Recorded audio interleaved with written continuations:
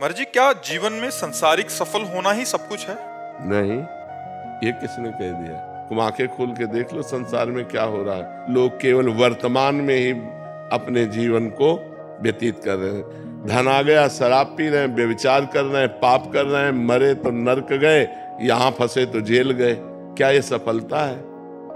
बड़े बड़े पदों में हैं, घूस ले रहे हैं, गंदे आचरण कर रहे हैं, सफलता हुई क्या वो पद? डॉक्टर, मास्टर, न्यायाधीश, वकील, जो भी पद है ये समाज सेवा के लिए है।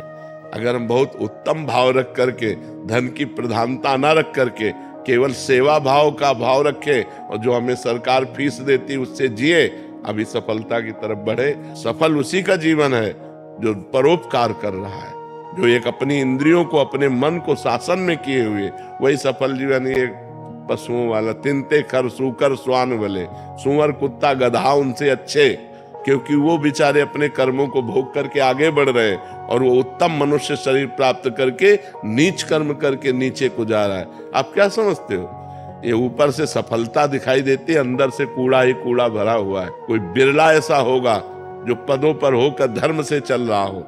सफलता वही है कि अपनी विद्वता, अपने ज्ञान का दूसरों के लिए सही प्रयोग किया जाए। अब जैसे आप बालक हो तो आपके माता पिता हैं, आपका परिवार है, आप अपने परिवार को धर्म पूर्वक चलाओ। बूढ़े माता पिता की सेवा करो, मेहनत से पैसा कमा कर उनको रोटी खवाओ, उनको दवा दो।